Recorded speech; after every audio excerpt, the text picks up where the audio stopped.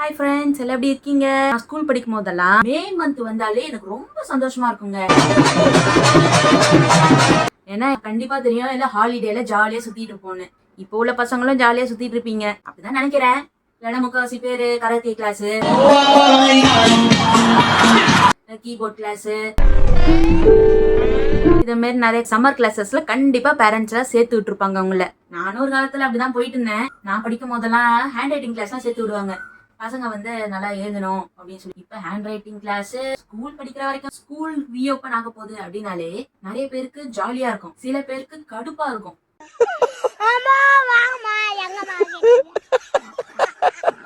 School leave விட்டுட்டு திருப்பி school வைக்கிறாங்களே அப்படின்னு இந்த புது புக் எடுத்துட்டு போறது, அந்த அட்டை போட்டு லேபிள் ஒட்டுறது,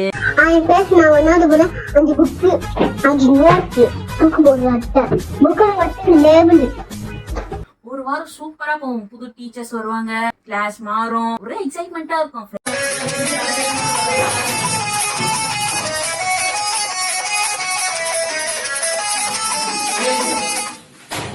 ஃப்ரெண்ட்ஸ் புதுசா வருவாங்க. ஆனா அதே சமயம் பழைய ஃப்ரெண்ட்ஸ் சில பேர் வந்து மாறி போயிருப்பாங்க. கண்டிப்பா அதெல்லாம் டிசப்பாயின்மெண்டா இருக்கும். டே நெக்ஸ்ட் இயர் நான் வந்து இந்த ஸ்கூல் தானான்னு சொல்லியிருப்பான். அப்புறம் பார்த்தா ஆளே அப்ஸ்காண்ட் ஆயிருப்பான், வேற ஸ்கூல்ல போய் சேர்ந்திருப்பான். நான்லாம் சின்ன வயசா இருக்கும் போது 12th ஸ்டாண்டர்ட் வரைக்குமே லாஸ்ட் டே அப்படின்னு சொல்லிட்டு ஒரு விஷயம் வரும். அந்த லெசன்ஸ் எல்லாம் எடுத்து முடிச்சுட்டு ஆனுவல் எக்ஸாம் வரப்போகுது அப்படின்னா அந்த ஸ்கூல் வந்து லாஸ்ட் டே அப்படின்னு சொல்லிட்டு வரும்.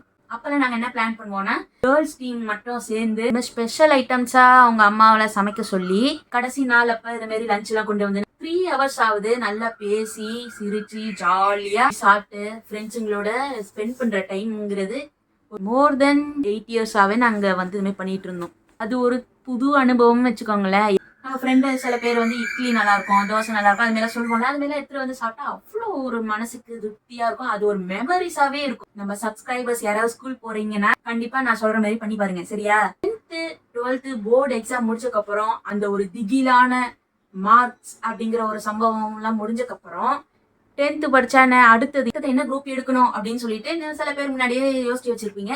சில பேருக்கு நம்ம ஃப்ரெண்டு அவன் எங்க சேர்றான்னு பார்த்து சேரவங்களும் இருக்காங்க. சில பேர் நம்ம பேரண்ட்ஸ் சொன்னது சரி ஓகே அப்படின்னு சொல்லிட்டு சேர்ந்துருவோம். 10th வந்து மார்க்ஸ் எல்லாம் வாங்கி 11th அதே ஸ்கூல்ல நான் வந்து ஜாயின் பண்ணணும். அம்மா என்ன சொல்றாங்க, அப்பா என்ன சொல்றாங்கன்னா, நீ பயாலஜி தான் எடுக்கணும்னு சொல்லிட்டாங்க. சேர்த்துட்டும் போயிட்டாங்க. ஒரு வாரம் உட்காந்து பார்த்தேன். என் ஃப்ரெண்ட்ஸ்ல முக்காவாசி பேரு எல்லாம் கம்ப்யூட்டர் சயின்ஸ்ல இருந்தாங்க. என்னடா அது சரிப்பட்டு வரலையேன்னு சொல்லிட்டு போனேன். போய் லெட்டர் எழுதி கொடுத்துட்டேன். அது மாதிரி எங்க அம்மாவும் அப்பாவும் பயாலஜி என்ன சேர்த்தாங்க, ஆனா எனக்கு கம்ப்யூட்டர் சயின்ஸ் தான் பிடிக்குது, அதனால நான் அதுலயே சேர்ந்துடுறேன்னு சொல்லிட்டு போய் சேர்ந்துட்டேன். சின்ன வயசுல இருந்து ஒரே ஸ்கூல்ல படிச்சனால நம்ம ஸ்கூல் ஸ்டூடெண்ட் தானே நீ சேர்ந்துக்கோ, ஒன்னும் பிரச்சனை இல்லை அப்படின்னு சொல்லிட்டு சேர்த்து விட்டாங்க. கொஞ்ச நாள் கழிச்சு 11th என்ன டைம் டேபிள் பாக்கணும்னு சொல்லிட்டு என்னோட பேரண்ட்ஸ் கேட்டாங்க. நான் காமிச்சேன். அப்போ வந்து என்னது கம்ப்யூட்டர் சயின்ஸ் போட்டிருக்கு, பயாலஜி எங்க அப்படின்னு கேக்குறாங்க. நான் சொல்லிட்டாமா, அப்பா அங்க பாருங்க, நான் வந்து ஒரே வாரம் தான் பயாலஜி போனேன், எனக்கு பிடிக்கல, உங்ககிட்ட சொன்னா திட்டுவீங்கன்னு சொல்லிட்டு நைஸா நான் லெட்டர் எழுதி இந்த மாதிரி கம்ப்யூட்டர் சயின்ஸ் தான் வேணும்னு நான் சேர்ந்து போறேன்னு. அடிப்பாவி என்னடி ஒண்ணுமே சொல்லலையேடி, இல்ல நீ அப்பயே சொல்லியிருக்கலாம்ல அப்படின்னு சொல்லிட்டு தான் சொன்னாங்க.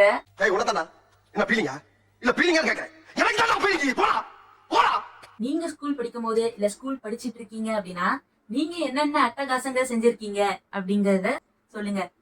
நான் என்னோட ஒண்ணு சொல்றேன். நான் வந்து யூகேஜி படிக்கும் போது 1 o'clock எல்லாம் முடிஞ்சிடும் ஸ்கூல். வாசல்ல உட்கார வச்சிருப்பாங்க, சின்ன பசங்க லைனா உட்கார வச்சிருப்பாங்க. ஒரு ஆயமா இருப்பாங்க, ஆயமான்னு சொல்லக்கூடாது, அப்பெல்லாம் அப்படிதான் சொன்னாங்க.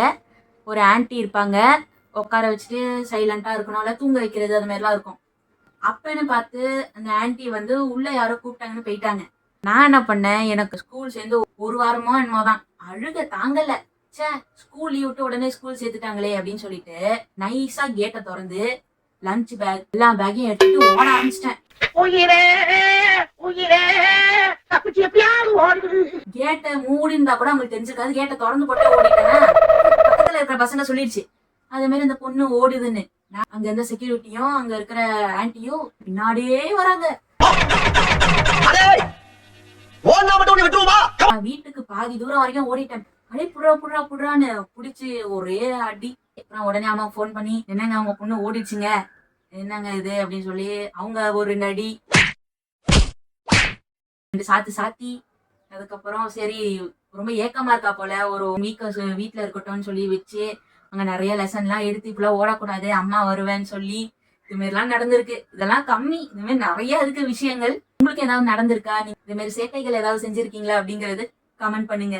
என்னோட யாரு அதிகமா சேட்டை பண்ணிருக்கா அப்படின்னு சொல்லிட்டு பார்க்கலாம். இந்த வீடியோ பிடிச்சிருந்தா லைக் பண்ணிடுங்க. உங்க ஃப்ரெண்ட்ஸ், ஸ்கூல் ஃப்ரெண்ட்ஸ்க்கு, பழைய ஸ்கூல் ஃப்ரெண்ட்ஸ்க்கு ஷேர் பண்ணிடுங்க.